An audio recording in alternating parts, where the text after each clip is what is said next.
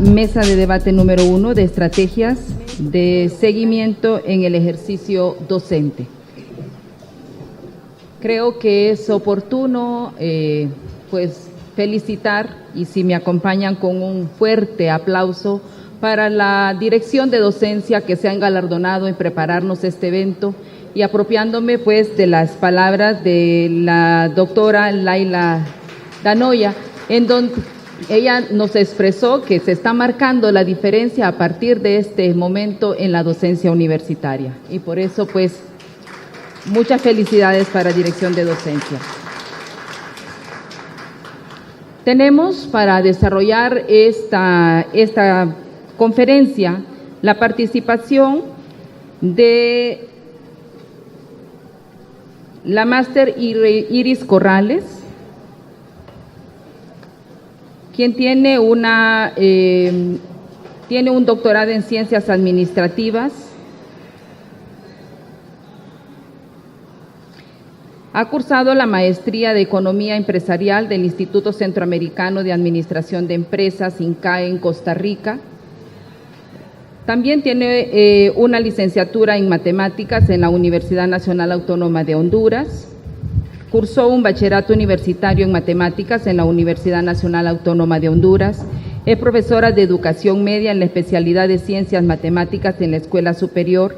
Tiene una educación media de maestra de Educación Primaria, egresada de la Escuela Normal Mixta de Danlí del Paraíso, con una amplia experiencia de trabajo en el campo de la docencia, profesora del Departamento de Matemáticas de la Universidad Nacional Autónoma de Honduras, catedrática de UNITEC en varias asignaturas en la maestría de Finanzas, profesora de Matemáticas en la asignatura de pregrado en UNITEC, también en la única catedrática de las asignaturas de Matemáticas de los programas de la maestría, de la Escuela Superior del Profesorado Francisco Morazán, también catedrática en asignaturas de Matemáticas, en el Instituto Nacional de Formación Profesional en el INFOP, también instructora de Matemáticas. Es amplia la experiencia de la máster Corrales, quien nos honra con su presencia en esta mesa. Pedimos un aplauso para ella, por favor. También tenemos a Iris Xiomara Aldovini Padilla, quien ella de profesión arquitecto, es docente de la UNA, es coordinadora de la carrera de enfermería, y ella nos comparte que tiene sus estudios de arquitectura egresada del alma mater, tiene una maestría en arquitectura bioecológica y tecnologías sostenibles para el ambiente por la Universidad La Sapienza en Roma, estudios de posgrado en conservación y gerenciamiento de edificios históricos de la Universidad de Lund, Suecia, y en gobernabilidad ambiental urbana por la Universidad Tecnológica de Dresden, Alemania. Actual coordinadora de la carrera de arquitectura. Entre las principales acciones está el proceso de autoevaluación de la carrera, plan de mejoras, nuevos requisitos de ingreso a la carrera, rediseño curricular, plan de implementación para el rediseño curricular y el plan de seguimiento docente en la implementación del nuevo plan de estudios, entre otros. Coordinadora de la producción del libro Guía de Arquitectura y Paisaje de Honduras, una colección de la Junta de Andalucía. Entre las principales obras realizadas, coordinadora del equipo ganador del concurso internacional Ideas para el Parque Estudiantil Cerro Juan Alaínez, primera etapa del campus de la Universidad Católica de Juticalpa y colaboración en el edificio Bancasa, actual sede de Banco da Vivienda, entre otros proyectos educativos, comerciales, públicos y residenciales. Tiene un manejo fluido del español, del inglés y del italiano. Aplauso para la arquitecta. Y también nos acompaña el doctor Gustavo Durón, que tiene de profesión en la especialidad patólogo. Un aplauso también para él. Así que le damos la palabra a la doctora Corrales. Buenas tardes. Estaba viendo el reloj para ver si era buenos días o buenas tardes.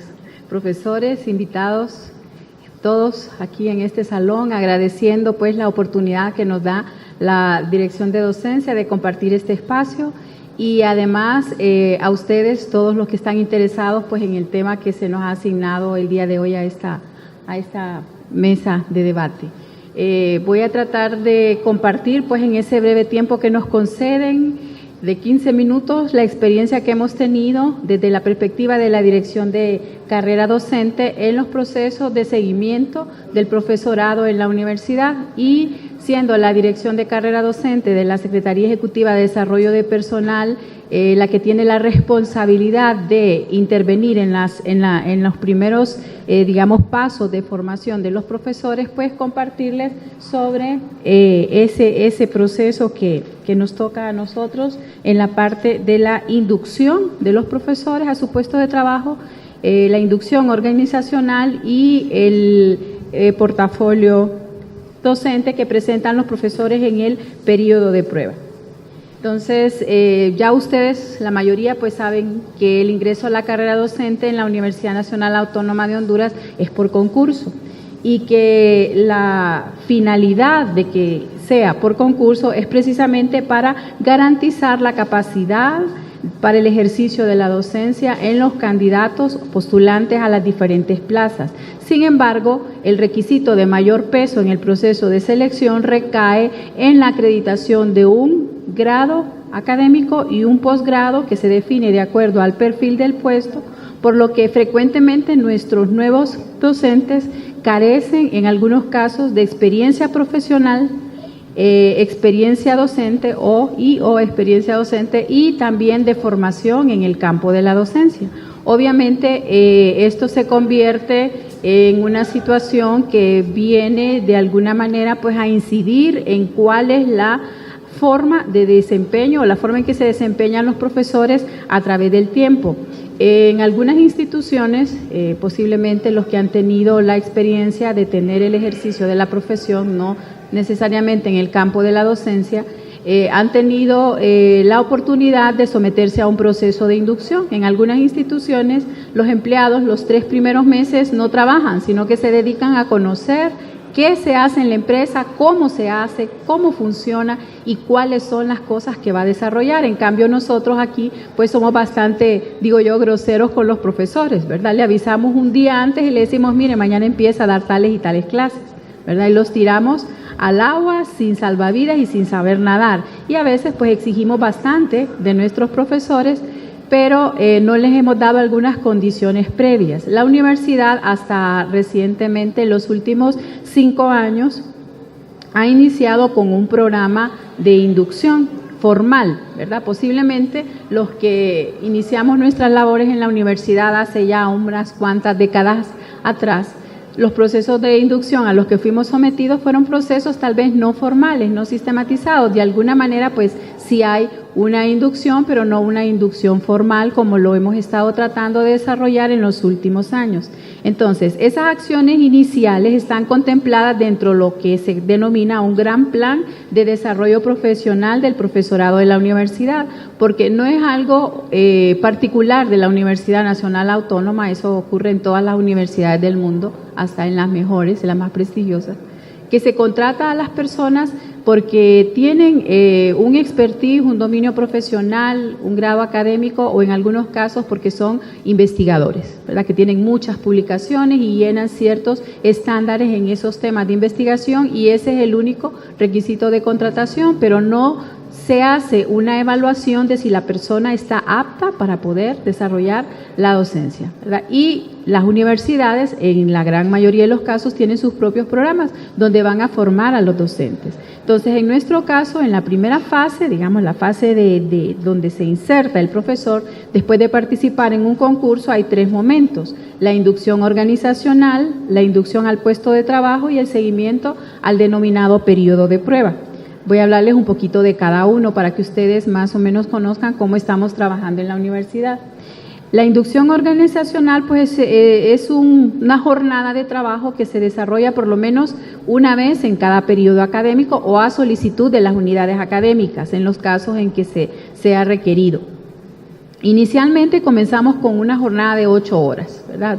4 horas en la mañana, 4 horas en la tarde, donde tratábamos de darle a los profesores una gran cantidad de información que los pobres pues salían un poco más abrumados de lo que ya estaban, ¿verdad? Con aquella cantidad y bombardeo de información que le estábamos dando. Entonces fuimos viendo la necesidad de modificar este esquema, además de que parece difícil de creer, pero los profesores no tienen tiempo, nunca tienen tiempo, ¿verdad? Entonces se les convocaba a las reuniones y usualmente llegaba la mitad o menos de la mitad, ¿verdad? Y cuando teníamos mucha afluencia, pues más o menos el 80% de la gente. Entonces comenzamos a ver cómo podíamos mejorar y desarrollamos una jornada presencial más corta de 4 horas, que es lo que actualmente estamos trabajando, y un módulo en línea. Ese módulo en línea, si los profesores lo desarrollaran a conciencia, leyendo toda la documentación que forma parte del módulo, posiblemente se tardarían más tiempo, pero nosotros estimamos que en 10 horas se hace. Obviamente, si alguien no lee ninguno de los materiales, pues la va a concluir más rápido, pero más o menos estaríamos hablando de 14 horas, que es un tiempo pues relativamente muy corto para que alguien pueda conocer la esencia, ¿verdad?, de la institución.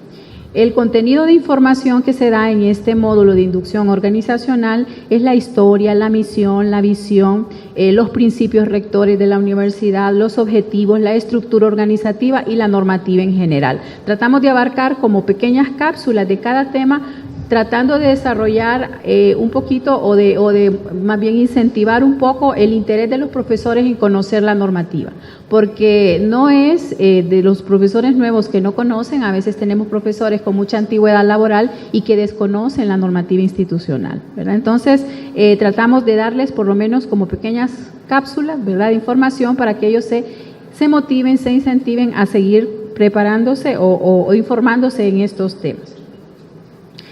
La inducción al puesto de trabajo, igual contemplada en las normas académicas, es responsabilidad de los jefes de departamento.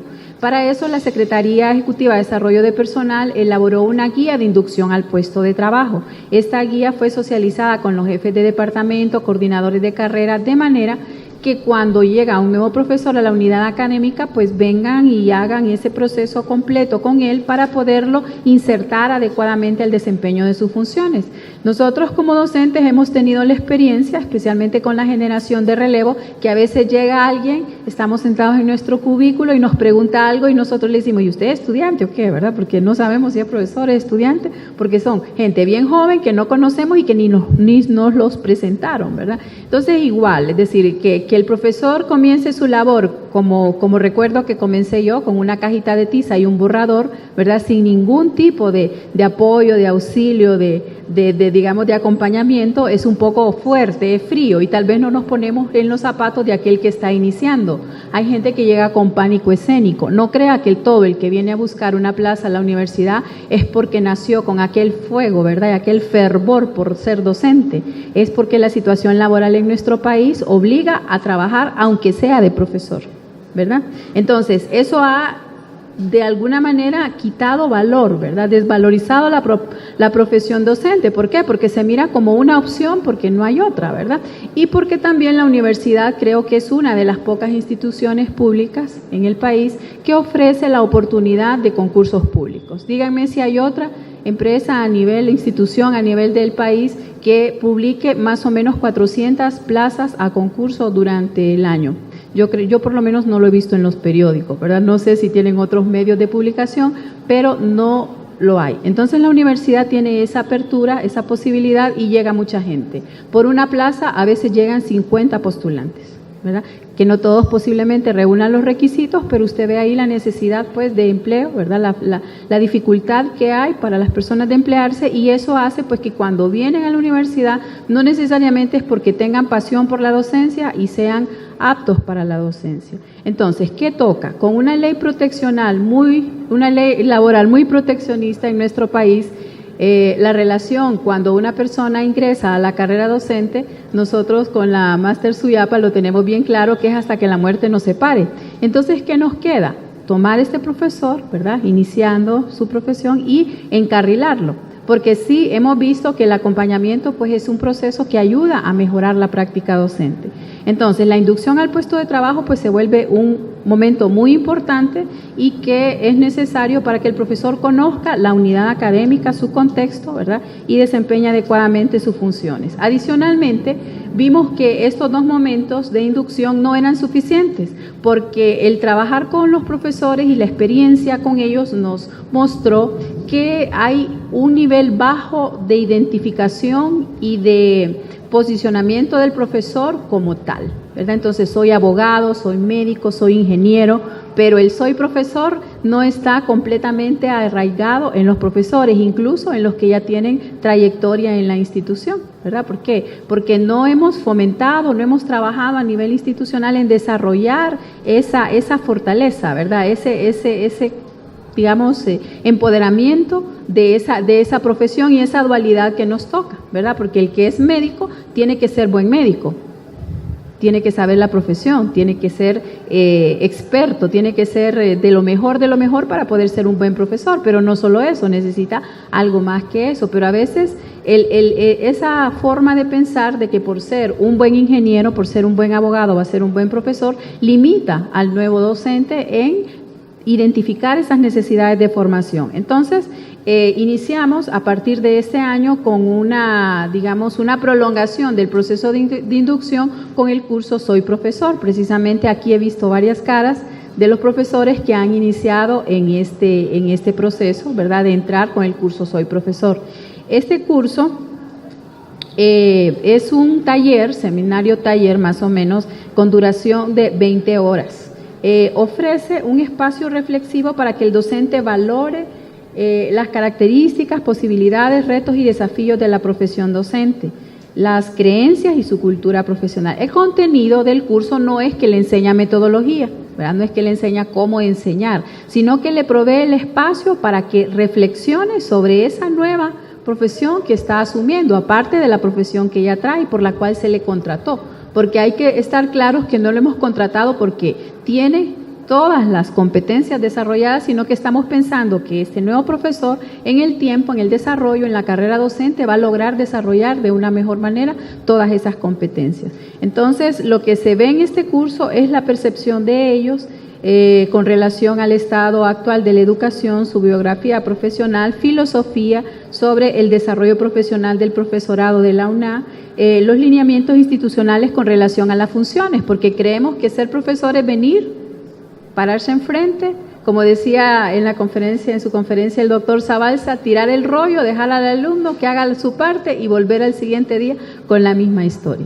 Entonces, lo que se pretende es, permear en la visión y en la forma de pensar del nuevo profesor que la docencia incluye no solo docencia como tal, sino la investigación, la vinculación, la innovación, el tema de la bimodalidad, y también se profundiza un poco en el tema de evaluación del desempeño docente, porque la evaluación del desempeño docente nos ha venido a dar a nosotros un mayor conocimiento de lo que pasa en el aula.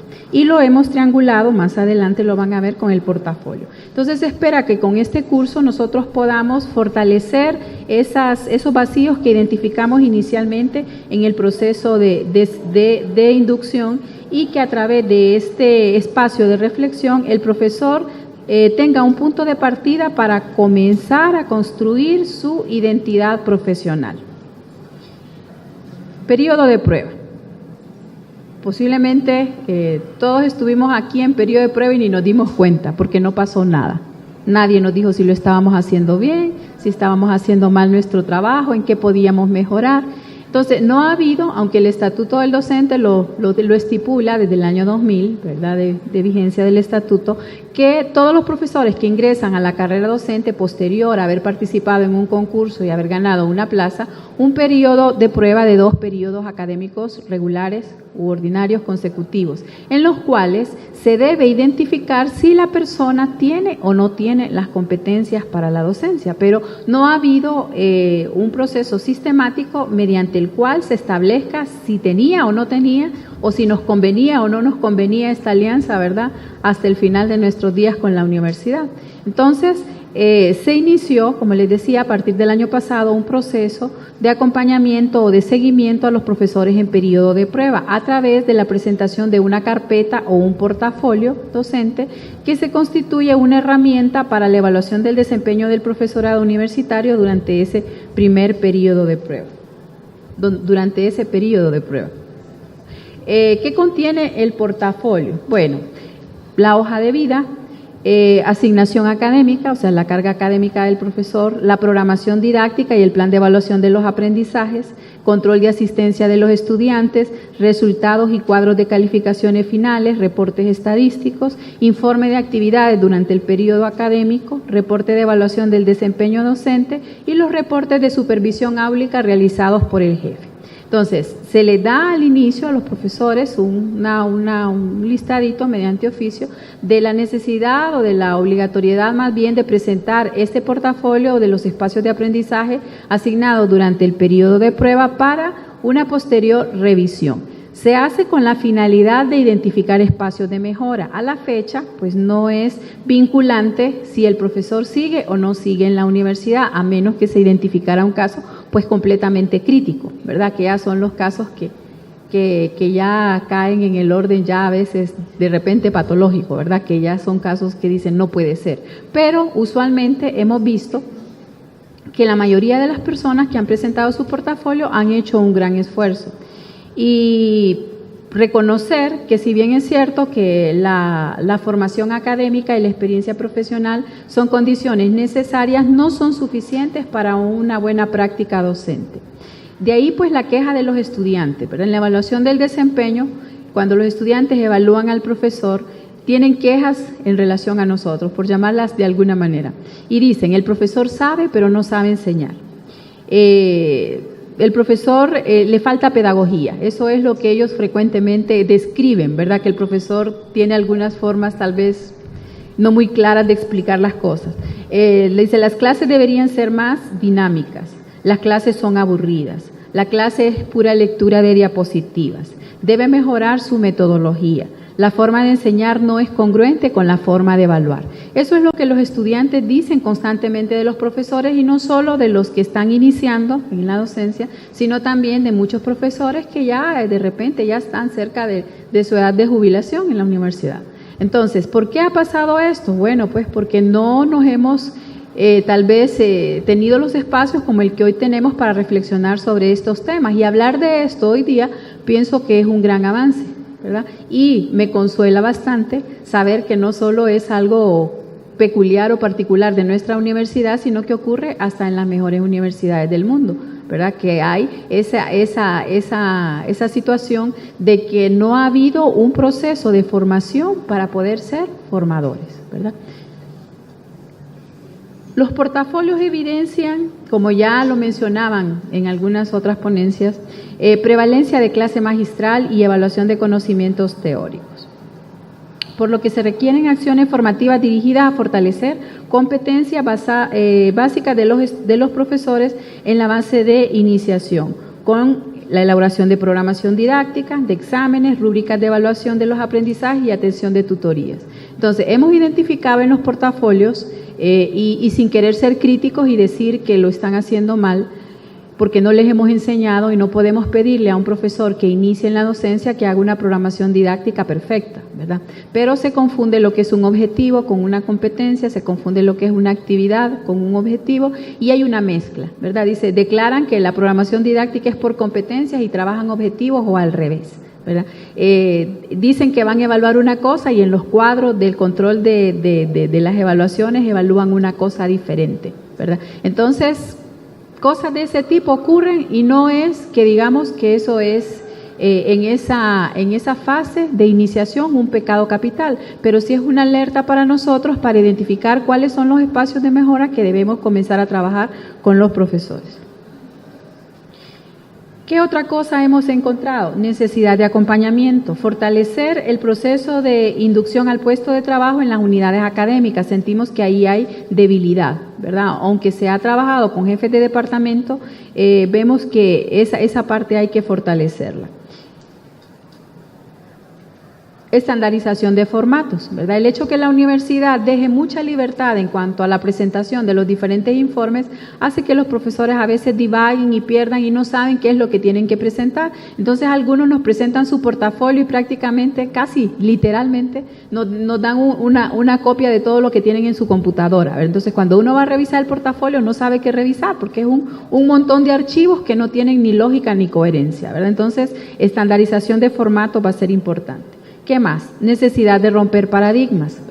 Se tiene la percepción de que el dominio disciplinar y la experiencia profesional son suficientes para ser un buen docente, por lo que hay una resistencia natural, ¿verdad? Y difícil de romper esa barrera en que el profesor acepte que necesita formación y necesite acompañamiento. Esa mentalidad abierta no se percibe en forma general, ¿verdad? Se ha tenido mucha resistencia. Algunos profesores han manifestado sentir que eso es una forma de acoso, estarles pidiendo, deme su programación didáctica, presente tales informes, las listas de asistencia. Entonces ha habido resistencia en esa fase inicial, pero una vez rota esa barrera, el acompañamiento, como lo va a plantear después Gustavo, ha sido un aliciente para nosotros decir vale la pena hacerlo, porque hemos visto una gran diferencia en el antes y en el después. Pero ese acompañamiento pues ha sido ausente durante muchos años, pues y es una situación que pensamos nosotros en este momento vamos a solventar. Y quiero finalizar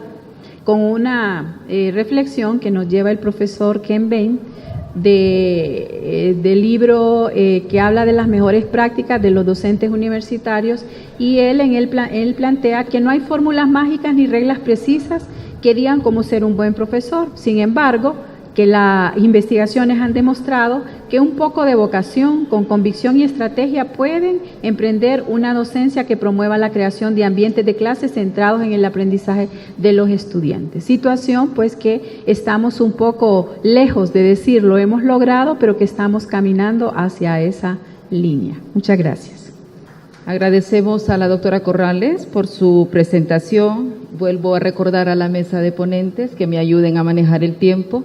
Pues ya nos llevamos 21 minutos de lo que nos han asignado, así que hacemos el llamado entonces a la arquitecta Iris Alduin, quien nos va a hacer su presentación en la línea de las estrategias de seguimiento en el ejercicio docente. Buenos días. Primero quiero agradecer la oportunidad de estar aquí con ustedes y compartir en este eje que nos ha propuesto el Congreso, estrategias de seguimiento en el ejercicio docente, pues en mi caso un abordaje práctico, que es lo que nosotros hemos hecho en la Escuela de Arquitectura y Diseño. Voy a hacer una pequeña presentación en 3 partes. La primera, pues una introducción que nos dice qué es el seguimiento, por qué realizarlo, y luego el proceso que hemos seguido nosotros en la construcción, cuáles han sido las etapas, y en tercer punto, de esas etapas, qué instrumentos y qué resultados hemos obtenido. ¿Qué es el seguimiento docente? Bueno, habrán muchas definiciones, yo les presento esta. Una toma de decisiones para construir propósitos compartidos sobre las prácticas docentes con el fin de realizar clases efectivas a través del trabajo planificado y colaborativo. Y aquí me detengo porque quisiera que se mantenga en su pensamiento a través de la presentación estos factores porque van a ser claves. Construir propósitos compartidos. Esa es la primera meta. ¿Para qué? Para que las clases sean efectivas. ¿Y cómo se va a lograr eso? Con un trabajo planificado y colaborativo. ¿Para qué? Para asegurar el avance y resultados de los procesos de aprendizaje-enseñanza. De lo contrario, no podríamos asegurar ni garantizar nada. ¿Por qué hablo de un proceso? Porque es una construcción. Toda construcción lleva un proceso. En este momento, yo lo que les presento es un proceso que para todos ustedes es bastante claro y conocido porque es el proceso que nos ha presentado la misma institución. Este es el proceso que nosotros hemos entendido de la institución desde la Escuela de Arquitectura. Hemos comenzado con un proceso de autoevaluación, uno de plan de mejoras, uno de rediseño curricular, cómo implementar ese diseño curricular y finalmente pongo el plan de seguimiento docente. ¿Por qué al final? no quiere decir que no esté presente en el principio, en la autoevaluación, sino que al final está como plan. En todos los puntos anteriores está como estrategias que nos llevaron a la consecución de cada uno de esos puntos que pasan a ser pues las etapas. Viendo esa misma flecha con esos puntos, lo que podemos identificar aquí desde cada uno de ellos, en el primero, el proceso de la autoevaluación. En ese sentido, ¿qué es lo que nos dice la literatura? Que la autoevaluación es el vínculo que pone a las instituciones en el camino de la calidad y pertinencia en relación con las demandas de la sociedad. Quiere decir que en ese primer diagnóstico que tenemos ahí, que es esa estrategia, lo que necesitamos es saber cuál es la realidad docente. ¿De cara a qué? De cara a la calidad y a la pertinencia, y de cara a la institución. Segundo, el plan de mejora. ¿Cuáles son esas estrategias? Pues la supervisión de pares con fines de mejora, ¿de acuerdo a qué? De acuerdo a la realidad identificada, de acuerdo a ese diagnóstico. Una planificación docente, que pues todos conocemos los problemas y los vacíos, pues eso es lo que se aborda en esa etapa. Una capacitación en cuanto a qué, en cuanto a todo, en cuanto a la parte docente y en cuanto a la parte de la formación en la disciplina y cómo enseñar la propia disciplina. Recordemos que pues todos los que llegamos aquí somos profesionales en nuestra área, pero no nos han formado para ser docentes. Entonces eso se aborda en esa etapa. La supervisión en este caso fue dirigida por la coordinación porque no teníamos un equipo ni tampoco una gran gama de todos los propósitos ya construidos, estaba todavía en esa construcción. En la literatura también encontramos que un plan de mejora es perfeccionar la calidad del proceso de enseñanza-aprendizaje. Por ese motivo, el equipo docente debe ser orientado a la reflexión acerca de los problemas encontrados y determinar cuáles son los más críticos y urgentes.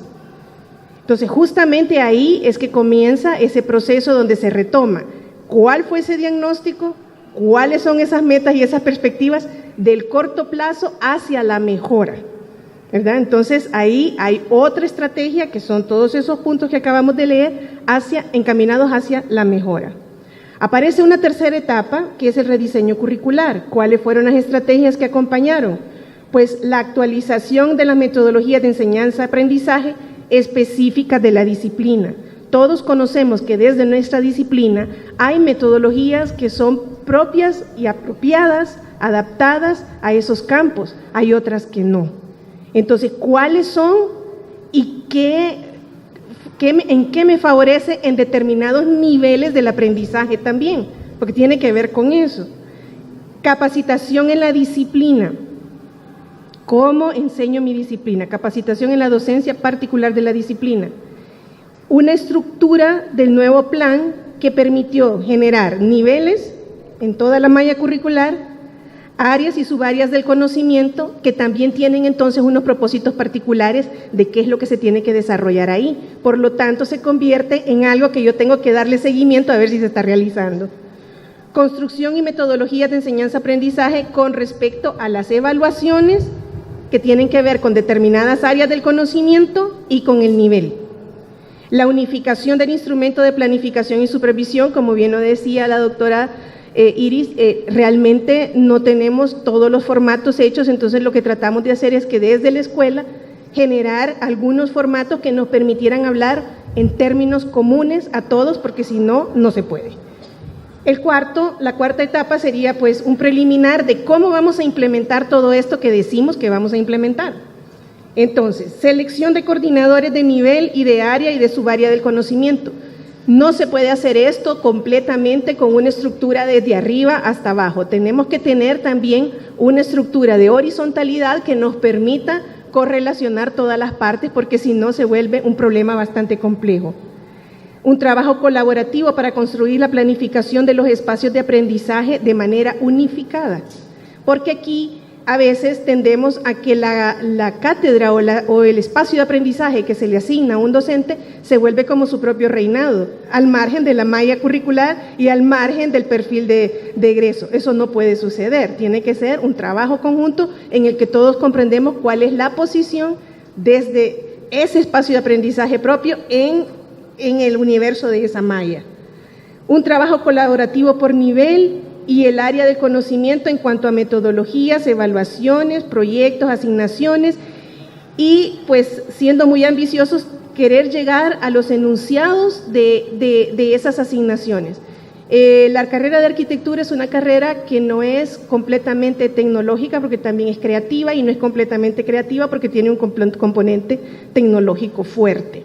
Entonces, es necesario que nosotros entendamos los procesos a partir de estudios de caso, a partir de proyectos, a partir de problemas, pero si no están bien enunciados, si no están bien planteados, entonces también por ahí se puede disolver lo que el plan del profesor está presentando. Entonces, por eso llegamos hasta ese nivel, digamos, de concreción. Finalmente, y en el quinto, que no le puse el número porque digamos que en este caso, o para efectos de esta presentación, es la finalidad, es la meta. Todo eso y todas esas etapas y cada una de esas estrategias ha permitido generar un bagaje de estrategias, un bagaje de conocimiento sobre esa realidad para realmente ponerlo ahora en un plan. Ya no algo que me está solventando una etapa en particular, sino que se vuelve una mejora continua de ese cuerpo docente. ¿Qué encontramos ahí? Pues ahora una supervisión que sí tiene que ver con una jefatura, con una coordinación, pero también aparecen otros coordinadores por área, por nivel, por subárea, reuniones de planificación y puesta en común, porque si no hay una puesta en común, volvemos a fallar, reuniones de retroalimentación en los cortes y entregas, porque muchas veces pensamos que esto solo se puede hacer al final o durante, pero la cosa es retroalimentar el mismo proceso. Entonces, por eso aparece ese punto. Luego, generación de acuerdos. Se requiere generar ese acuerdo, seguimiento a los acuerdos, porque si solo llegamos a acuerdos, pero no les damos seguimiento, entonces no son efectivos. Y finalmente las exposiciones generales, en el caso nuestro, en donde hay mucho producto elaborado, entonces poner ese producto a la vista de toda la escuela para que todos miremos cómo vamos caminando y qué nos hace falta. Aquí, en la tercera parte, pues enfocarme un poquito entre la estrategia y el instrumento. Si vemos en el numeral 1 dice diagnóstico, pues recordemos que era la etapa que yo enuncié. Bueno, entonces, ¿qué sucede ahí? De ese diagnóstico, ¿qué es lo que nosotros obtuvimos? Un documento que consta qué es lo que necesitamos a nivel de docencia y qué necesitamos a nivel de actualización de la enseñanza en la propia disciplina. Aquí en la primera etapa, en la capacitación de docencia, pues ha sido el Instituto de Profesionalización y Superación del Docente, que aquí veo a su encargada, pues ahí hemos estado como grupo, como carrera, ¿verdad?, interesados en todo el seguimiento, porque necesitamos formar docentes. Estos, en el caso mío particular, estos arquitectos, ingenieros, tienen que volverse docentes. Luego, actualizarlos en su disciplina, no solo en la disciplina misma, sino que en cómo se enseña su disciplina. El plan de mejora. ¿Cuáles son los instrumentos aquí? Pues la unificación, valga la redundancia, de los instrumentos, ¿verdad? Con instrumentos que cada profesor proveía no era suficiente. Para que todos pongamos una puesta en común hay que tener un formato común, con criterios comunes y, como decíamos al principio, con propósitos comunes. La planificación individual de los docentes. Aquí estamos en el principio del proceso. La planificación fue individual. Esta planificación va a llegar a ser colectiva, pero en este momento es individual, porque los pasos también se tienen que dar de manera paulatina. Aquí estamos hablando del año 2014, ahorita estamos en el 2018, entonces fue un proceso paulatino. Supervisión de pares. Se generaron entonces también hojas de supervisión donde todo mundo conoce los criterios y cuáles son las metas que queremos alcanzar, y entonces intercambiábamos entre pares para que fuera un espacio de diálogo, no de amenaza, ni de sentirme supervisado o cualquier otro, cualquier otra resistencia que realmente se presenta en esos momentos. La revisión de la planificación que se hacía en grupo, reuniones de trabajo por área y espacio de aprendizaje, de manera tal que cuando estamos revisando la planificación lo hacemos con otros pares de la misma área que están antes o después de mi espacio de aprendizaje y que saben qué es lo que yo tengo que entregar o qué es lo que yo tengo que recibir. ¿verdad? Para que entonces la labor sea coordinada. Capacitación, bueno, lo que había dicho antes por el Instituto de Profesionalización y Superación Docente, que realmente para nosotros ha sido un gran apoyo. La tercera etapa, que tenía sus propias estrategias, el rediseño curricular. El rediseño curricular, desde nuestra perspectiva, lo tratamos de vincular con los estándares internacionales de nuestra profesión, cartas internacionales como la que tiene la UNESCO para la formación del arquitecto, también la Unión Internacional de la Arquitectura y las agencias de acreditación que también tienen sus estándares. De manera que entonces esto ahora es como la nueva meta que nosotros tenemos que asumir en esta etapa. Entonces, la malla curricular, tanto del plan nuevo, que es el que ven en la parte inferior, y el plan antiguo, que es el que está en la parte superior, se organizaron en niveles, en 3 niveles, a decir, el introductorio, el formativo y el de profundización, de manera que entonces ahora la coordinación tiene que ser por área, pero también por nivel, por asignatura, por área, por nivel o por subárea. La reunión de trabajo para identificar los alcances de nivel se realizaban generando unas mallas como esta. Aquí tenemos, lástima que es muy pequeño, pero tenemos un nivel que es el formativo. Aquí tenemos el espacio de aprendizaje, que es el diseño arquitectónico. Para nosotros el diseño arquitectónico es la asignatura, es el espacio de aprendizaje donde se integran todos los conocimientos de las otras áreas. Entonces aquí tenemos el diseño 4, 5 y 6, que son de ese nivel. Pero si ustedes ven la tabla, todo lo que tenemos ahí es qué es lo que entrega cada proyecto, qué es lo que entrega cada nivel. Y ese nivel entonces hace a su vez un acuerdo del nivel que está en otra red para que nosotros sepamos qué es lo que va a entregar el nivel. Todo esto ha sido una construcción participativa y lo podemos ver en las imágenes, pues los docentes trabajando por área, por nivel o intercambiando, porque eso es justamente como la dinámica de poder hacer que todo esto tenga una congruencia entre sí. Otros instrumentos, porque esta parte de instrumentos que hemos generado, por ejemplo, en el nuevo plan, aquí está una vista del nuevo plan donde dice estrategias de aprendizaje y enseñanza, hay un catálogo que se le da a cada espacio de aprendizaje según el área y según el nivel de las cuales pueden hacer uso. Eso también fue una construcción colectiva para que todos sepamos de qué nos podemos agenciar. No se limitan a eso, no limita que el profesor las utilice solo esas, sino que indica cuáles son apropiadas y le facilita el trabajo al docente para que él pueda realizar su planificación, de tal manera que sí se le pide que al menos inviertan en todo el espacio unas 5 metodologías distintas para que el estudiante pueda avanzar. En las mismas planificaciones pues está un catálogo de estrategias de evaluación, hay la transversalización de los ejes, cómo se hace en ese espacio particular. Para los preliminares de la implementación del nuevo plan, aquí ya les pongo una imagen de una planificación docente firmada por todos los docentes de ese espacio. O sea, finalmente 3 años después podemos hacer ya algo unificado. Un trabajo colaborativo ya por nivel y llegando hasta los enunciados.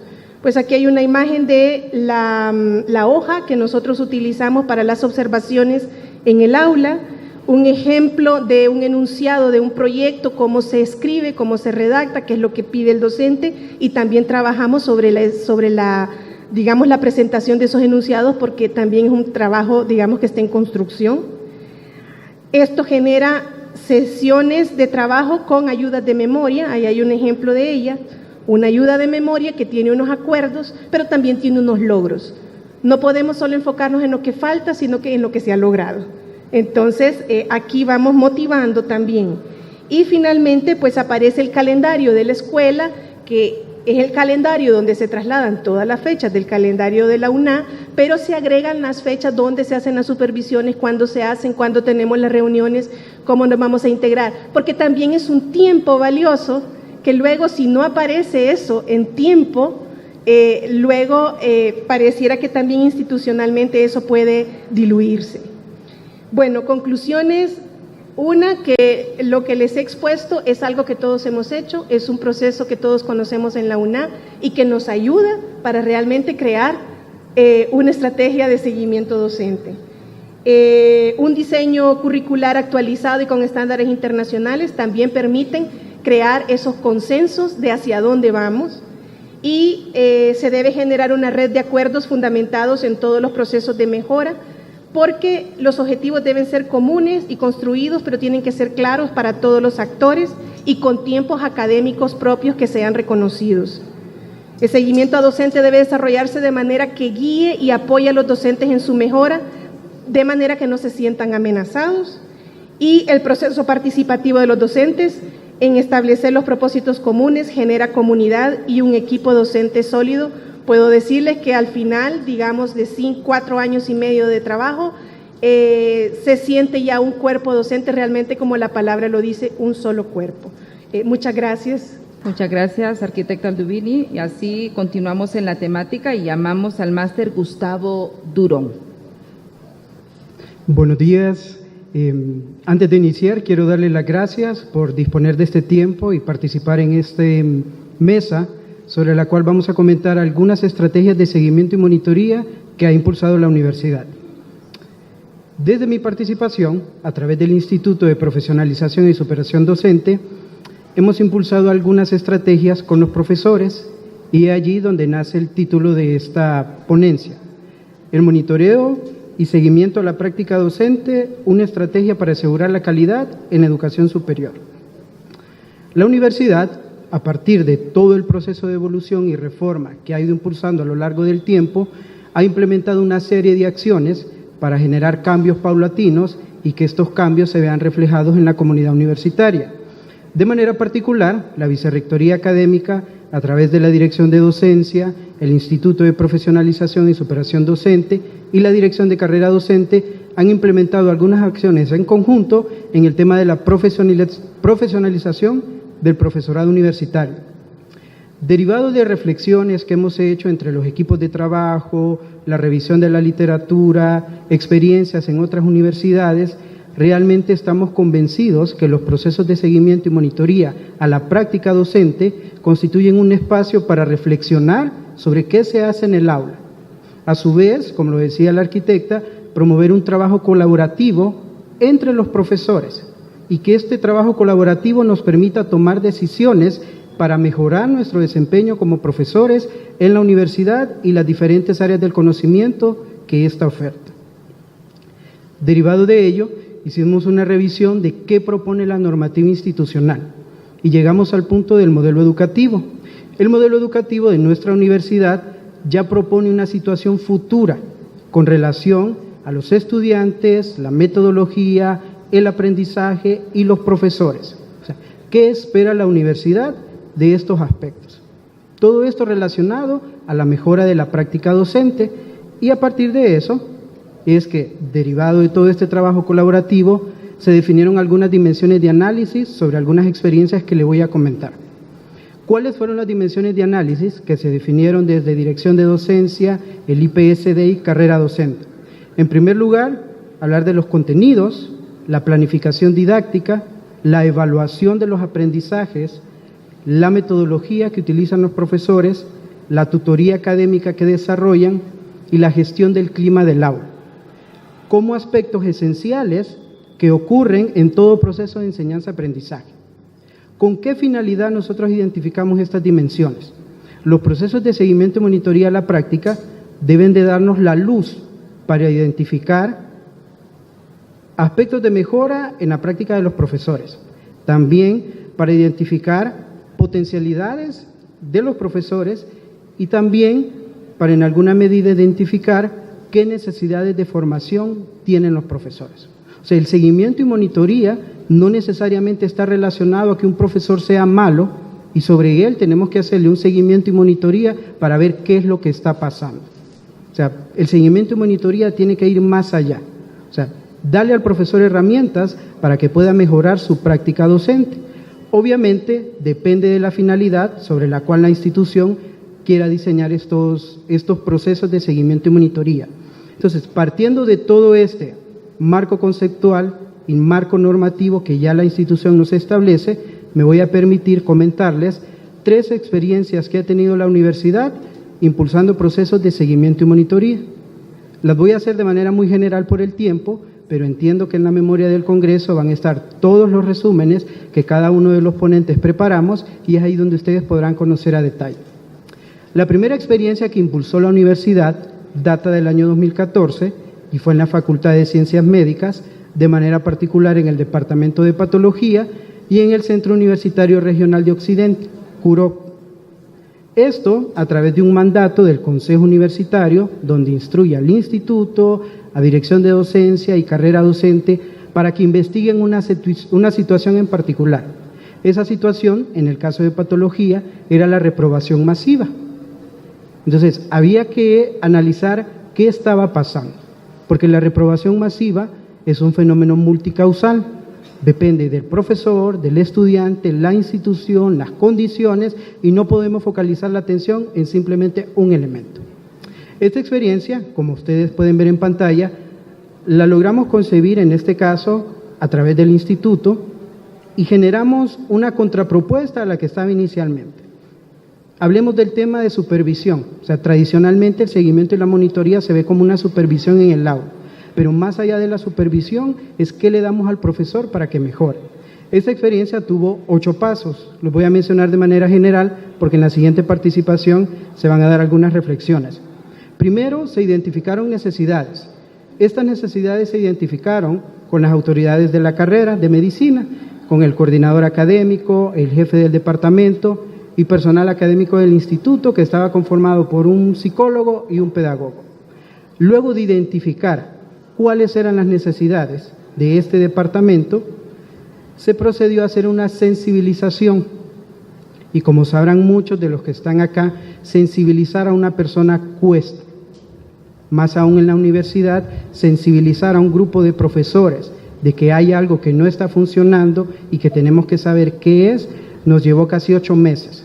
Estuvimos con la profesora Marlene Ordóñez de la Dirección de Docencia trabajando este proceso en patología.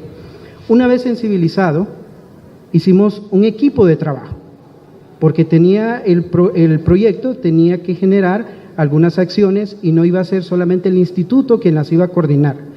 Generamos un equipo de trabajo que estaba conformado por el jefe del departamento, el coordinador de la carrera de medicina, el instituto, y después de conformar ese equipo, implementamos un plan de acción. ¿En qué consistió este plan de acción? Diseñar o calendarizar jornadas de observaciones áulicas. Necesitábamos ir al aula y ver cómo el profesor gestionaba la docencia, ¿sí? Gestionamos las actividades y en promedio hicimos algunas 4 observaciones. Derivado de ello, hicimos retroalimentación entre pares. Después de observar las clases de los profesores, el jefe, junto con un psicólogo y un pedagogo, se sentaban con el profesor y analizaban qué sucedió en la clase. En algunos casos logramos filmar la clase y después se la colocábamos al profesor. O sea, que un profesor vea su clase en video tiene un impacto, porque le permite verse, le permite ver cómo él desarrolla su docencia. Derivado de ello, impulsamos una serie de procesos formativos relacionados con el paso 1. O sea, ¿qué necesidades tenían los profesores en el departamento de patología? Entonces, impulsaron procesos formativos desde la comunicación verbal y no verbal, porque eso influye en todo proceso de aprendizaje. Cómo el profesor transmite o genera esa empatía con los estudiantes. Hubo otro proceso formativo de inteligencia emocional, porque quieras o no, muchas veces la inteligencia emocional juega un rol determinante cuando hablamos de gestionar la docencia. Y se tuvo otra serie de capacitaciones en el área pedagógica como programación didáctica y evaluación de los aprendizajes. Derivado de ello, construimos observaciones áulicas no programadas, donde íbamos a observar al profesor sin previo aviso. Y terminamos con la creación de informes por profesor. Pero aquí fue un desafío para la universidad porque se estaba pensado de esta forma, pero tuvimos algunos problemas institucionales y solo logramos llegar a una etapa de este proceso. Esa fue la primera experiencia que tuvo la universidad en procesos de seguimiento y monitoría de manera institucional entre 3 direcciones. Otra fue un proceso de monitoría y seguimiento que se hizo en el Centro Universitario del Bajo Aguán, UNATEC Aguán ahora. Este centro universitario pasó por un proceso de acompañamiento de la universidad en el año 2015 y se decidió, por parte de esa comisión que gestionó ese proceso, hacer un proceso de seguimiento y monitoría de las prácticas docentes. Es un centro pequeño, tiene aproximadamente en ese entonces unos 30 profesores, desconozco la cantidad en la actualidad, pero se pensó hacerlo de esta manera como ustedes la ven allí. 3 pasos sencillos: observar al profesor en el aula con un instrumento previamente definido, acompañar al profesor, después de observarlo, comentábamos con el profesor, le dábamos sugerencias, recomendaciones, establecíamos algunos acuerdos para que el profesor pudiera mejorar sus estrategias didácticas. Y por último, hacíamos un contraste entre lo que el profesor piensa que hace y lo que el profesor realmente hace. Puede sonar un poco complicado esto, pero cuando nos sentábamos con el profesor, nos declaraba un modelo constructivista donde el estudiante se apropia y construye junto con el profesor, pero cuando íbamos al aula era una clase magistral. Entonces, el contraste entre lo que usted pretende hacer y lo que realmente hace. Eso nos ayudó con los profesores para reflexionar y, derivado de ahí, tomar decisiones acerca de cómo mejorar la docencia. Eso lo hicimos en el 2015. El UNATEC Aguán queda como a 12 horas o 13 horas de acá, entonces el desplazamiento jugó un papel importante, pero acompañamos a los profesores como en 5 ocasiones, durante 2 periodos académicos. Esta experiencia tuvo sus resultados, que ya los vamos a ver más adelante. Y una tercera experiencia, después de estas 2, hubo lecciones aprendidas y se diseñó de manera colaborativa, siempre con docencia y carrera docente, un proceso de seguimiento y monitoría derivado de la evaluación del desempeño docente, que como lo pueden ver ustedes en pantalla,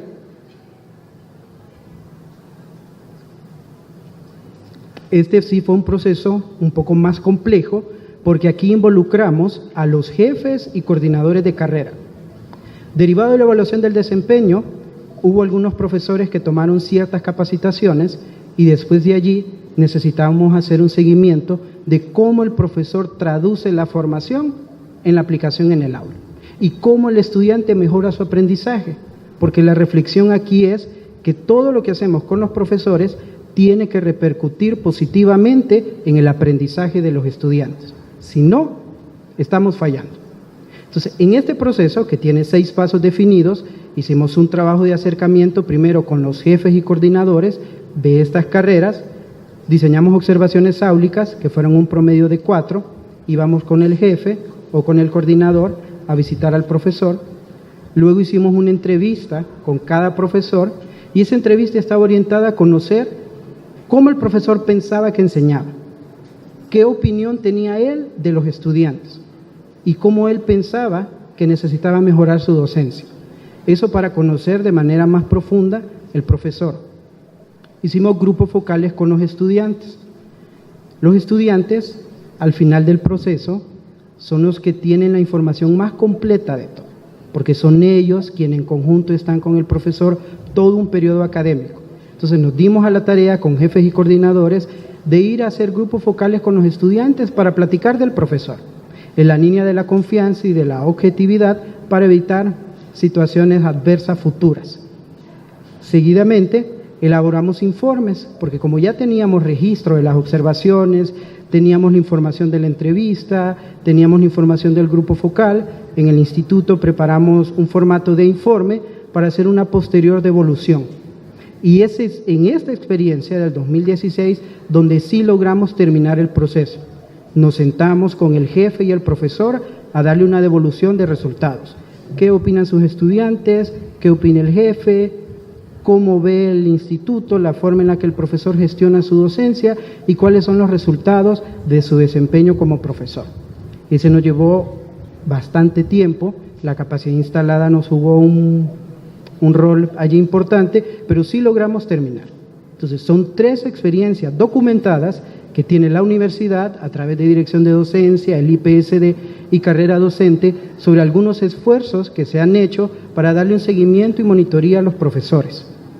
Derivado de ello, estas son algunas percepciones de impacto que nos dieron los profesores una vez que terminamos estos procesos. Y yo marqué 2, pero ustedes las pueden leer en pantalla. Un profesor nos comentó que establecer acuerdos de mejora de las prácticas docentes es importante para mejorar la calidad de la docencia. Luego, estos procesos de seguimiento y monitoría ganan cierto nivel de conciencia para tener una mejora continua en nuestro desempeño como profesor. O sea, más allá de un señalamiento, es cómo el profesor reflexiona sobre estos procesos y permite mejorar su docencia. Porque al final eso es, cómo el profesor mejora o gestiona la docencia de una mejor manera. A nivel cuantitativo, estos son algunos resultados que se derivan de las categorías de análisis que les mencioné al inicio.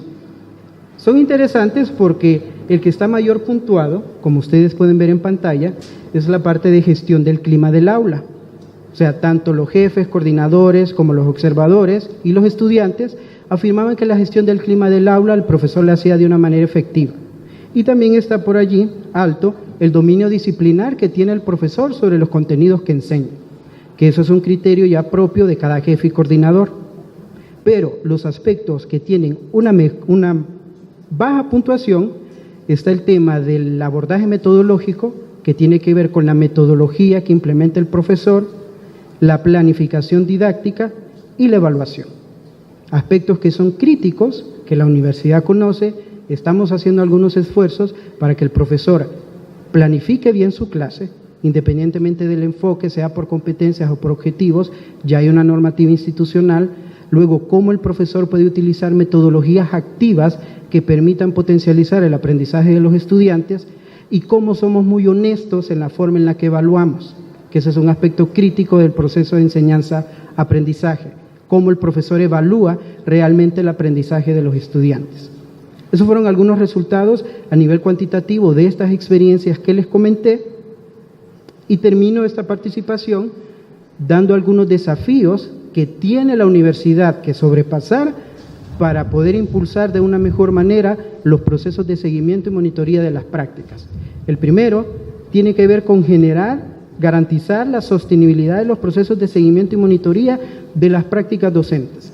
Garantizar la sostenibilidad porque dirección de docencia, IPSD y carrera docente no podrán ser lo suficientes para atender 3.500 profesores, pero sí necesitamos crear capacidad instalada en cada carrera para que estos procesos funcionen. Ya el reglamento de jefes y coordinadores establece que ellos tienen que ir al aula y acompañar a los profesores de cada departamento. Luego, generar un entorno institucional favorable. ¿Por qué?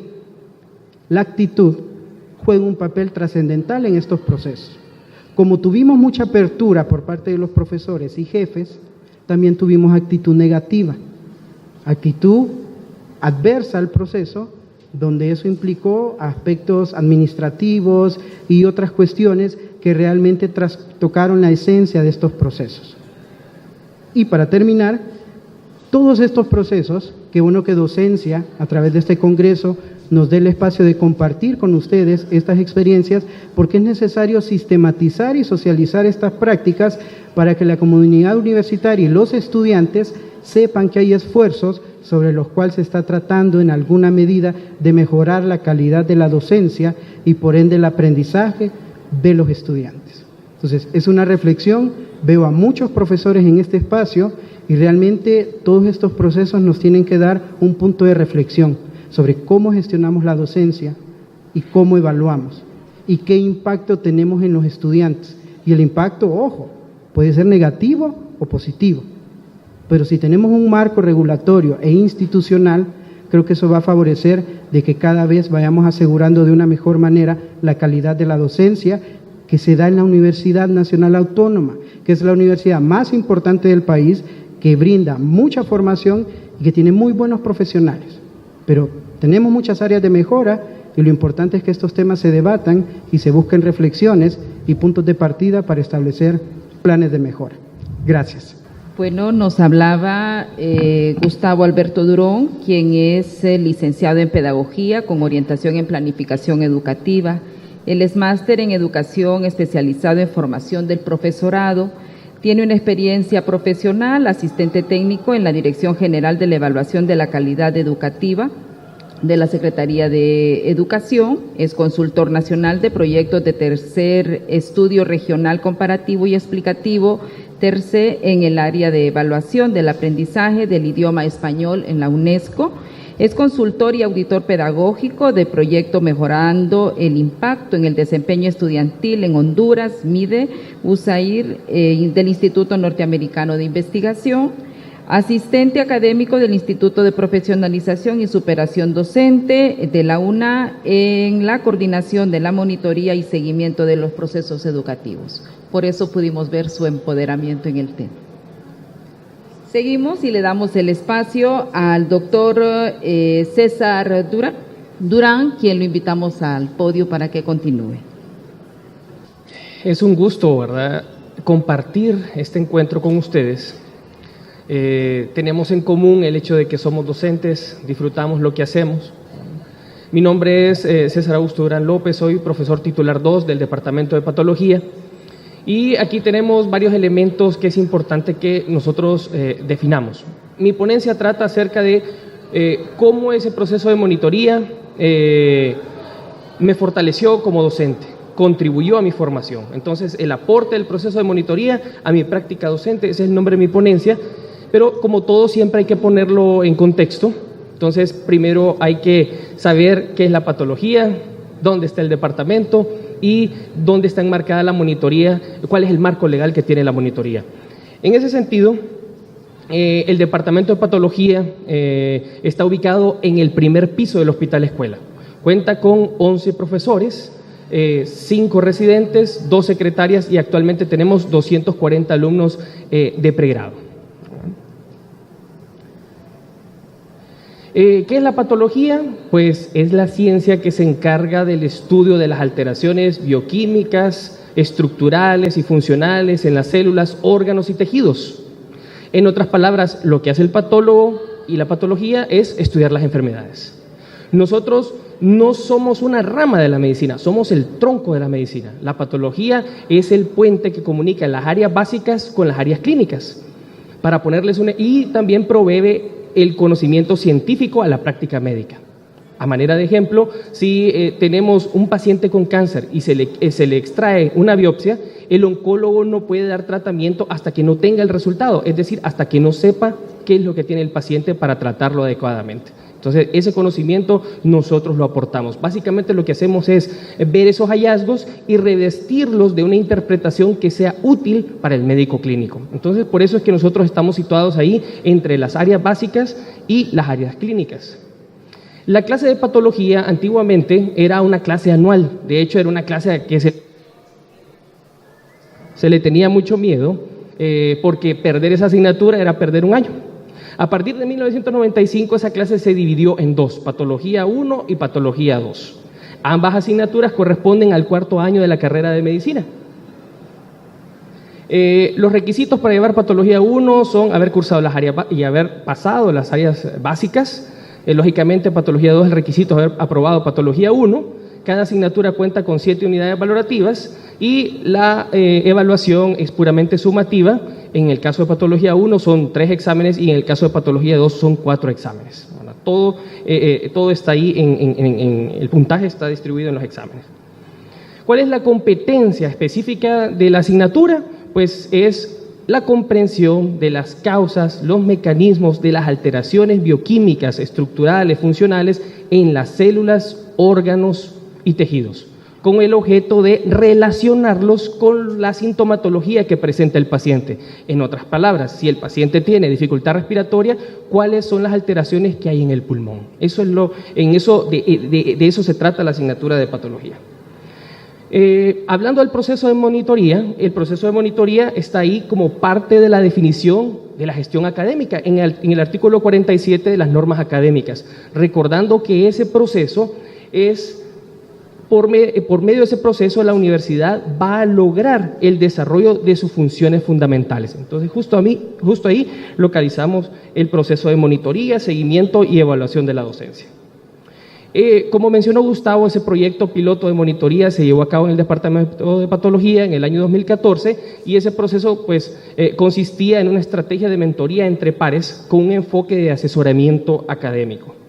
Los responsables de ese proceso, como lo mencionó él, pues fueron los jefes coordinadores, el jefe del departamento, los coordinadores de carrera y también la dirección de docencia en vinculación con el Instituto de Profesionalización y Superación Docente. ¿Por qué era necesaria esa vinculación? Así como se vio, era necesario detectar algunos puntos de mejora, desarrollar un programa de capacitación y que el docente fuera tomando esos cursos para que eso impactara de forma positiva en la forma en la que nosotros hacemos o ejercemos la docencia. Voy a pasar rápidamente nada más para que queden bien claros, para que queden bien claros los pasos, ¿verdad?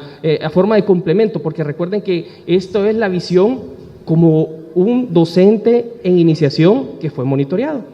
Entonces, el primer paso fue la identificación de las necesidades de mejoramiento de docente, que ya vimos, Gustavo explicó muy bien cómo se dio ese proceso de identificación de las necesidades en el factor docente. Los sustratos para ello fueron el estudio de reprobación masiva, ese estudio que se elaboró o se llevó a cabo en el 2014, y el proceso de autoevaluación también y la responsabilidad que cada unidad académica tiene para mejorar la gestión académica. Este gráfico ilustra cuáles han sido nuestros porcentajes de aprobación desde el 2010 hasta el primer periodo de este año. Entre el 2010 y el 2014 vemos que esos porcentajes de aprobación oscilan entre el 56 y el 69% y después en el 2015 esos porcentajes de aprobación aumentan desde el 70 hasta el 83%. El proceso de monitoría se llevó a cabo en ese periodo y hay que decirlo, tuvo un impacto en el porcentaje de aprobación. Sin embargo, no es la única variable, como todos sabemos, la actividad docente es muy compleja y lógicamente también impactó la prueba de aptitud académica, ¿verdad? Entonces ahora estamos recibiendo estudiantes con mayores capacidades y eso también contribuye a que nosotros tengamos mejores porcentajes de aprobación. Otro punto importante fue que también recibimos capacitación en la evaluación. Los exámenes que tenemos o que elaboramos ahora son muy diferentes a los exámenes que se hacían en el 2010, por ejemplo, ¿verdad? Yo recuerdo que cuando yo llevé la asignatura, nosotros teníamos exámenes el inciso C era A y B son correctas y el último inciso era ninguna son correctas, que ya sabemos que esa forma de evaluar pues no es la más adecuada. El segundo paso, pues el proceso de sensibilización previo a la monitoría, que básicamente es explicar en qué consiste el proceso de monitoría, explicarlo a las personas involucradas, desde el decano hasta el coordinador de carrera, el jefe del departamento y posteriormente hacia los docentes. El tercer paso, pues, involucra la generación del equipo de monitoría, que ya sabemos que fue conformado por el jefe del departamento, el coordinador de carrera y también las personas que nos ayudaron del Instituto de Profesionalización y Superación Docente. Pero también había otro comité de monitoría abajo de que estaba conformado por el mentor, por el monitoreado y también por el psicólogo. Las características que tiene que tener el monitoreado básicamente es demostrar actitud positiva, empatía y buena comunicación, involucrarse en el proceso de mejora, propiciar climas colaborativos y reflexivos con sus observadores, asumir los acuerdos de mejora y mantenerse activo y abierto a las valoraciones de sus monitores. El cuarto paso, pues pasamos allá a las evaluaciones áulicas. Aquí tenemos a la doctora Belinda Hasbun, docente con 28 años dentro de la universidad. Ella me explicó en qué consistía el proceso de monitoría y lógicamente eso sirve para romper el hielo, ya que nosotros los docentes lógicamente consideramos el espacio académico, nuestra aula, como un espacio privado y esa es una forma de romper el hielo. Posteriormente, el equipo de la monitoría entró en el aula y se ubicó en diferentes puestos, enfrente, en medio y atrás. Y aquí estoy, esta es una fotografía donde estoy dando mi clase. Después de eso, nos reunimos para hacer las valoraciones pertinentes. Como ven ustedes, ese equipo está conformado por la persona que es mentoreada, el profesor mentor y también un representante de la dirección de docencia, que en este caso es la licenciada Marlene Ordóñez, que también es psicóloga. ¿Cuáles fueron las valoraciones? ¿Cuáles fueron los puntos a reflexionar? Empecemos primero con lo malo, ¿verdad? ¿Cuáles fueron mis debilidades? Mis debilidades pues fueron que yo condicionaba el aprendizaje a la evaluación. Yo venía y le decía al estudiante, apréndanse esto, porque esto va a venir en el examen. Y definitivamente el estudiante debe ser consciente de que aprende para la vida, no para aprobar. Es importante aprobar el examen, pero más importante es estudiar para la vida. Yo centraba mi atención en la fila de enfrente. Ahí era cuando, en esos estudiantes yo me conectaba más, y ese es un error que cometí en aquel tiempo. También tenía poco desplazamiento escénico, la voz pues no se escuchaba en la parte de atrás, y también notaron que el matiz de mi voz, pues en aquella época yo no hacía énfasis en los puntos relevantes en mi clase, sino que tenía más bien un matiz plano. Ya me valorarán ustedes a ver cómo es que estoy. Entonces, empecemos ahora con lo bueno, ¿verdad? Que son las fortalezas. Parte de mis fortalezas era que tenía un buen trato con el estudiante, que se basaba en el respeto y la calidez.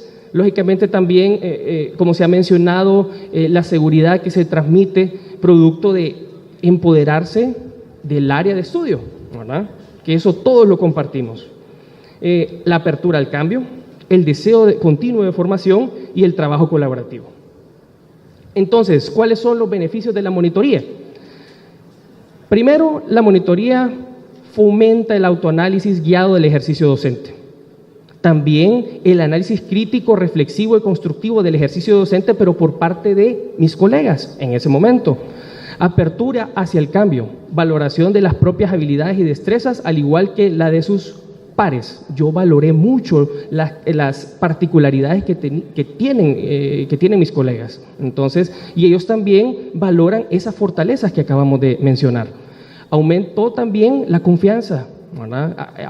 Aumentó la confianza en mí mismo, y también se reduce el sentido de aislamiento y el miedo de contrastar experiencias docentes. Todos cuando venimos iniciando nos sentimos solos, le tenemos miedo al fracaso, le tenemos miedo en algún momento que el estudiante vaya a salir con algo y no salga adelante, pero poco a poco eso va cambiando a medida que nosotros nos vamos empoderando de la labor que hacemos. Y este proceso contribuyó mucho a eso, ya hablando de mi ejercicio profesional. El sexto paso, pues, es impulsar los proyectos formativos. Se detectaron puntos de mejora y ahí vemos o están enumerados todos los cursos que nosotros recibimos. La psicología positiva y de inteligencia emocional, la comunicación verbal y no verbal, para mejorar el desempeño y la proyección del docente en el espacio académico, y también las dimensiones antropológicas sobre la ética en la educación. Esos fueron los cursos que nosotros recibimos. Y por eso es importante ahí en ese proceso el Instituto de Profesionalización y Superación Docente. El séptimo paso, pues, es el diseño de las observaciones áulicas no programadas, donde se retoman los acuerdos de mejora. Yo me comprometí al final de esa sesión a mejorar todo aquello que ellos señalaron que debía mejorar. Y en el octavo paso, pues, la creación de un informe de resultados y sistematización de la experiencia, que también involucró el hecho de que se hicieran encuestas, se tomara en cuenta la opinión del estudiante para ver qué es lo que estábamos haciendo y cómo lo estábamos haciendo. Y también en ese paso, pues, se informa a las autoridades universitarias a través de un escrito. ¿Cuáles son mis conclusiones particulares? Que el proceso de monitoría fue parte de mi formación docente. En él me di cuenta de que pude evolucionar más rápido profesionalmente, producto de la interacción con el profesor mentor. La monitoría estimula la reflexión sobre las buenas y las malas prácticas docentes, generando la motivación para la mejora continua. En el proceso de monitoría, la universidad identifica puntos de mejora para programar la capacitación del docente basada en sus particularidades. Como recomendación, el proceso de monitoría podría ser obligatorio para los docentes que ingresan a la Universidad Nacional Autónoma de Honduras para generar y fomentar desde el comienzo las buenas prácticas en el ejercicio docente. Y me quedo con esta fotografía. Si en algún momento nosotros, la nueva generación, llegamos a hacer más cosas o mejores, no significa que nosotros seamos mejores que nuestros maestros, sino que hemos sabido aprender de su experiencia. Entonces, por eso está ahí esa imagen de par de gigantes robustos y nosotros pequeños acomodados en sus hombros, aprendiendo, porque yo reconozco que me evité muchos raspones escuchando a mi jefe, a quien quiero agradecer públicamente, al doctor Nicolás Avillón, porque desde la residencia en el posgrado, él notó algunas características en mí para la docencia. Entonces, agradezco públicamente que el doctor me haya tomado en cuenta para formar parte de su cuerpo docente. Muchas gracias. Excelente, doctor. Tiempo récord. Bueno, hay una serie de preguntas, más que preguntas, una serie de felicitaciones para toda la mesa por las disertaciones compartidas este día. Hay una pregunta acá para la doctora Corrales y dice, siendo carrera docente la unidad que se responsabiliza de los procesos de seguimiento, ingreso y promoción de la docencia universitaria, ¿qué estrategias implementan para el aseguramiento de la calidad? La universidad cuenta con diferentes áreas y unidades que son responsables del tema de aseguramiento de la calidad. La dirección de carrera docente es como un vínculo entre la unidad administrativa, que es la Secretaría Ejecutiva de Desarrollo de Personal, y estas otras unidades. Entonces el trabajo se hace conjuntamente, por eso muchas de las acciones que nosotros desarrollamos van conjuntamente con el Instituto de Profesionalización y Superación Docente, Dirección de Carrera Docente y otras unidades de la Vicerrectoría Académica que tienen que ver específicamente con el aseguramiento de la calidad. O sea, lo nuestro es como transversal dentro de las diferentes unidades, pero no tenemos nosotros esa función específicamente incorporada como parte de las funciones de la Dirección de Carrera Docente. Gracias, doctora. Para el máster Gustavo Durón, ¿verdad? Siendo del Instituto de Profesionalización y Superación Docente. Hay todo ahí un contexto, pero están pidiendo cómo puede hacer una propuesta más real y contextualizada, ¿verdad? Y no solo en el marco del proyecto Aprender.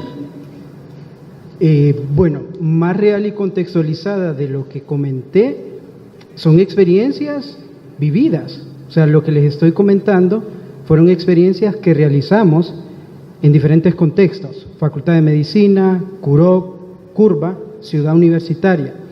No sé por qué sale programa Aprender en relación, porque ese es un programa de capacitación que es obligatorio para los profesores cuando inician en la universidad. Pero el instituto va más allá del programa Aprender. Okay. Entonces, si aclaran la contextualización, tendríamos que ver a qué puntualmente se refiere. Ok, tal vez lo abordan en privado, ¿verdad? Ahí en el receso. Con gusto. Ok. Para la arquitecta Aldubín, también hay un contexto bastante amplio y nos están preguntando cómo será posible la certificación de la facultad si no cuenta con el equipo de avanzada, hablando específicamente de los laboratorios. ¿Cómo está pensando la facultad lograr esa certificación en comparación con las universidades privadas? Bueno, realmente este ha sido un proceso de, le llamaría yo así, confianza y visión. Cuando la señora rectora, exrectora Julieta Castellanos, dijo que las carreras que tuvieran un plan de mejora eran las carreras a las que se les iba a invertir, nosotros confiamos y creímos, ¿verdad? Pero sinceramente, pues en esos primeros 2 años no vimos nada. Luego se nos dijo que las carreras que hicieran un rediseño curricular y que tuvieran un plan de inversión, a esas carreras sí se les iba a invertir.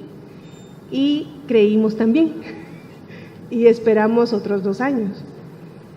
Estamos actualmente pues en la última fase de la aprobación de un nuevo plan de estudio que ya fue, digamos, aprobado en educación superior, pero que va a ser ratificado porque tenía unas pequeñas enmiendas antes de ser enviado de nuevo a la UNA para ser registrado en Secretaría General. Pero lo que les quiero decir es que con la aprobación del rediseño curricular se aprobó también una inversión de 40 millones de lempiras para la carrera, distribuida en 5 años, ¿verdad? Entonces, el proceso no ha sido corto, ha sido largo, pero ha sido un proceso en el que hemos tenido confianza en lo que la institución nos decía, a pesar de que no mirábamos el resultado inmediato.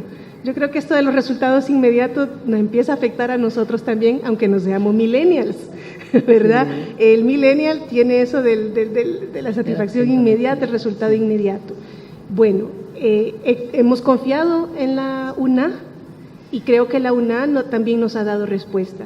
Hoy por hoy estamos en 2 niveles del edificio C3, que tiene las aulas inteligentes, el proyector interactivo.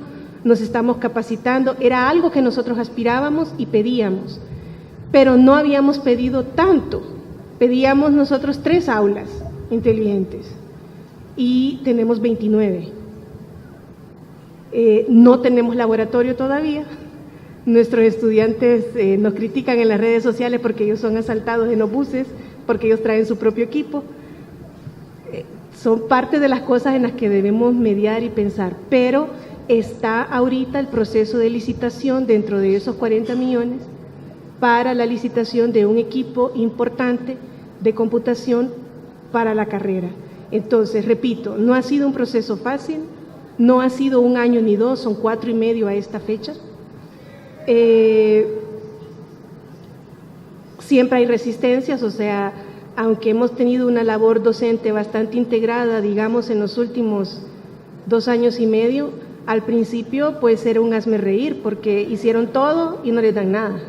O sea, eso es parte también de cierta cultura que creo que solo nosotros mismos podemos revertirla.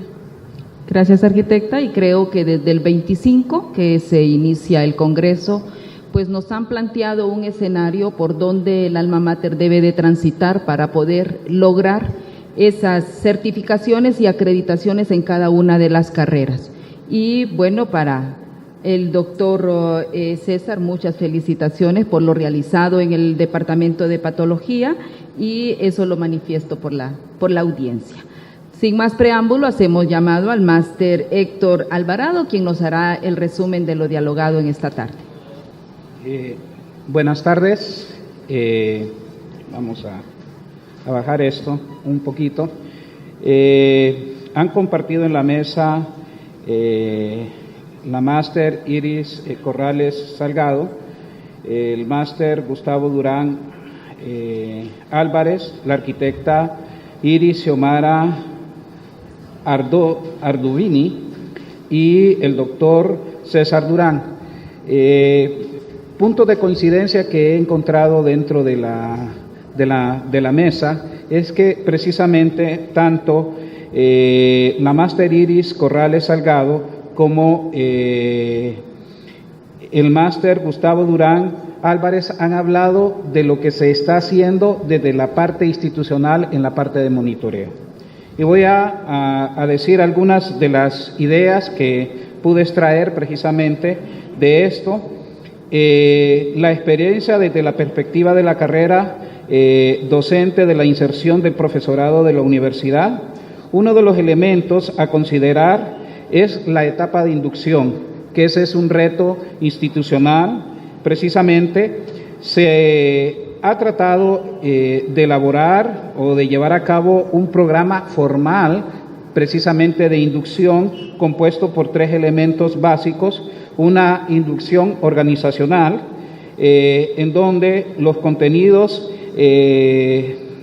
van establecidos en la información general, la historia, la misión y visión institucional y la normativa institucional, aclarando que este solo es un pequeño pasón efectivamente de lo que el docente debería de conocer.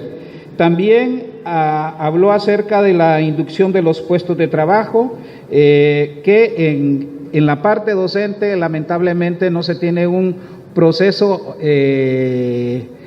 largo, sino que se contrata al docente, ella lo refería, se contrata, se llama en la noche, el siguiente día ya está en el aula de clases, y que efectivamente eso genera retos para la universidad. También se habló sobre un programa que se está llevando a cabo, Soy Profesor, que es un taller que dura aproximadamente 20 horas.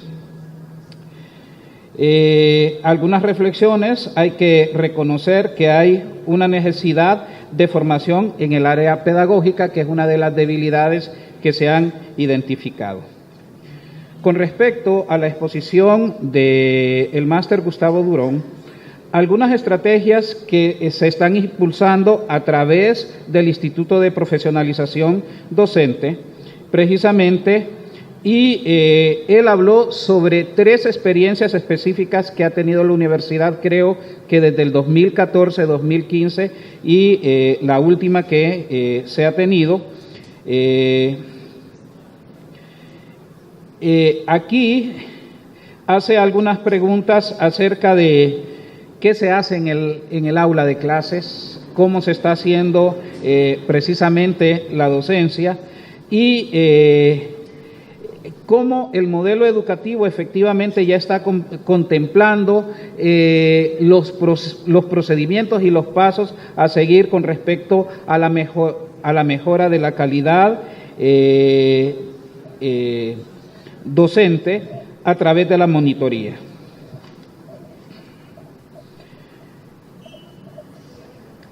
Con respecto a la arquitecta Iris Xiomara Ardubini, nos trae la experiencia vista a través de la Escuela de Arquitectura, así como lo hace el doctor César Durán en el Departamento de Patología de Ciencias Médicas. En este caso, entonces, la arquitecta nos empieza a relatar un poco sobre el abordaje práctico de la experiencia de la Escuela de Arquitectura, la inducción, el proceso, los instrumentos y resultados. Da una definición de qué es el seguimiento docente desde la perspectiva académica, cuáles son los procesos de construcción que siguió la escuela, que es la autoevaluación, el plan de mejora, rediseño, plan de seguimiento docentes, rediseño curricular, un plan preliminar de implementación y las finalidades y las metas a través de un plan de seguimiento. Para finalizar, tenemos lo que el doctor nos ha expuesto, el doctor César Durán, los aportes del proceso de monitoreo y la mejora en la calidad docente. Habla sobre las experiencias del monitoreo y la mejora en las prácticas docentes, define qué es la patología, nos contextualiza efectivamente la necesidad porque se había identificado precisamente un problema, la masiva reprobación en la clase de patología. En este caso, se estableció un grupo efectivamente para hacer intervenciones, como el proyecto piloto de monitoreo que empezó con ellos, donde detectaron efectivamente un problema. Se trataron de establecer qué elementos tenía el docente que apreciar dentro del proceso, que fue una tarea difícil, identificación de necesidades, puntos importantes para la mejora de las prácticas docentes, como algunos pasos a seguir es la sensibilización a todos los actores, porque efectivamente este proyecto se tuvo que sensibilizar efectivamente a las autoridades del departamento, diseñar un plan de observaciones áulicas que fue bien necesario, la retroalimentación que este proceso generó y él detalló algunas reflexiones y puntos importantes como tener las debilidades que se presentaban en el proceso y cuáles eran las fortalezas y cuáles eran los puntos a mejorar. Entonces, con esto, efectivamente, terminó el doctor. Muchas gracias. Agradecemos por esa relatoría al máster Héctor Alvarado y continuando para cerrar, agradecer a los expositores porque me ayudaron a sacar la jornada en 58 minutos y eso pues es el resto de que ustedes están viendo su reloj que supera la hora es porque comenzamos tarde, ya nos habían robado más tiempo al inicio. Tenemos el diploma de reconocimiento que literalmente dice Universidad Nacional Autónoma de Honduras, Vicerrectoría Académica, Dirección de Docencia, otorga diploma de reconocimiento como ponente en la mesa de debate a Iris Xiomara Corrales Salgado por su colaboración en el desarrollo académico del primer Congreso de Docencia Universitaria Construcción de Saberes, un desafío para la docencia universitaria con una participación de 30 horas celebrado en la ciudad universitaria 25, 26 y 27 de septiembre del año 2018, Tegucigalpa, municipio del Distrito Central, y lo firma la máster Belinda Flores de Mendoza, vicerrectora académica, y la máster Magda Elsie Hernández, directora de docencia.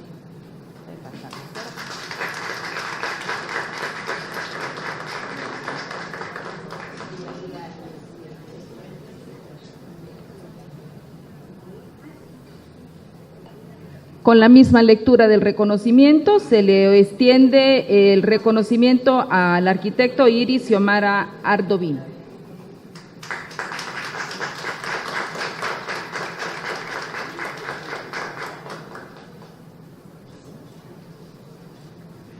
De igual manera, se le otorga el reconocimiento al máster Gustavo Alberto Durón Álvarez.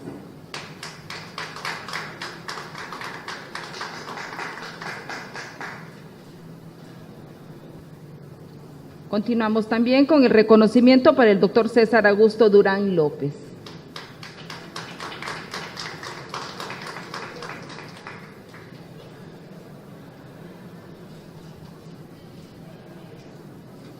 También se le extiende el reconocimiento al máster Héctor Antonio Alvarado Pineda por su participación como relator en esta jornada. Vámonos.